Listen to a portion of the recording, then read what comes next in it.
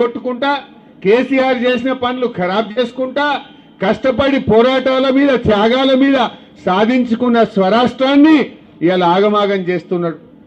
ఎంతో కష్టపడి తెచ్చుకున్నాం కదా, ఎంతో గొప్పగా ఈ స్వరాష్ట్రం సాధించుకుంటే ఇవాళ సర్వనాశనం చేస్తుండే రేవంత్ రెడ్డి.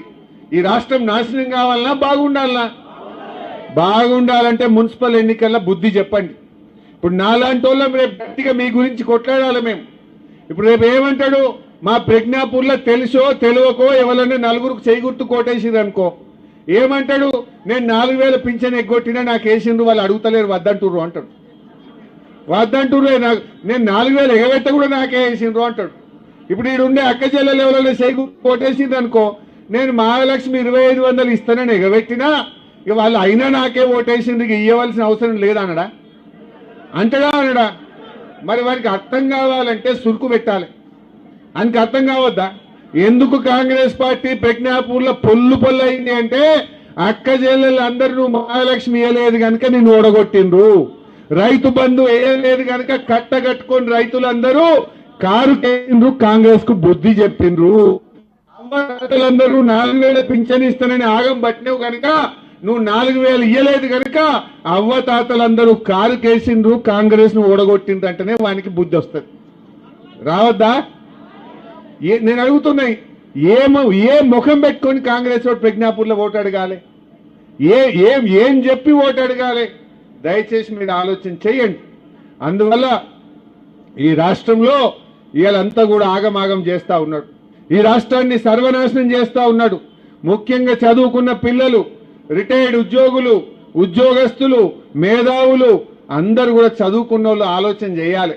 కేసీఆర్ చేతిలో ఎంత పదిలంగా ఉండే తెలంగాణ, ఈ రేవంత్ రెడ్డి వచ్చినాక రాష్ట్రం పరువు తీస్తా ఉన్నాడు. భూముల ధరలు పడిపోయినాయి. ఎవరికన్నా ఇంత అర్ధ ఎకరం ఉంటే పిల్ల పెండ్లు ఉందంటే ధైర్యం ఉంటుండే. ఓ 10 గుంటలు తీస్తే పెండ్లు అయిపోవు. ఇప్పుడు ఎవడన్నా కొనటోడు ఉన్నాడా? ఎవడన్నా మర్రి చూస్తుండా? ఆగమైందా లేదా? కేసీఆర్ ఉండగా భూముల ధరలు రోజింత పెరిగినాయి, రోజింత ఇంత ధైర్యం పెరిగింది. ఇప్పుడు మొత్తం పాతాళానికే చూస్తుంది. అది ఆగమైపోయింది. ఏది చూసినా అట్లే ఉంది. అరే ఇప్పుడు 150 షటర్లు టులెట్ బోర్డులు పడ్డాయి గజ్వేల్ల. కేసీఆర్ ఉండగా ఇల్లు కిరాయి దొరకపోవు, కేసీఆర్ ఉండగా షటర్ దొరకకపోవు. ఇప్పుడు ఎందుకు ఇట్లా ఉల్టా అయిపోయింది? ఆలోచన చేసుకోవద్దా మనం?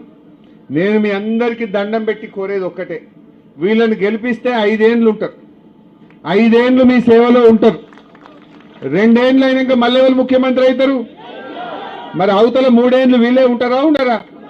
వీళ్ళ నాయకత్వంలో మా ప్రతాప్ అన్న, నేను, డాక్టర్ సాబ్ మేమందరం కూడా కొన్ని పనులు మిగిలిపోయినాయి. ఆ మిగిలిపోయిన పనులు కానీ, కొన్ని రోడ్లు కానీ, గాడ బస్ స్టాప్ కావాలి, ఒకటి గుండనపల్లి కాడ రిక్వెస్ట్ బస్ స్టాప్ కానీ, ఈ చిన్న చిన్న పనులు కొన్ని ఉన్నాయి. ఓ వాటర్ ఫిల్టర్ అనో శ్మశానం అనో అక్కడక్కడ అడుగుతున్నారు. రూపాయికి 80 పైసలు 90 పైసలు చేసుకున్నాం. ఒక 5-10 పైసలు మిగిలిపోయినాయి. అవి చేయించే బాధ్యత నేను తీసుకుంటా. తప్పకుండా నేను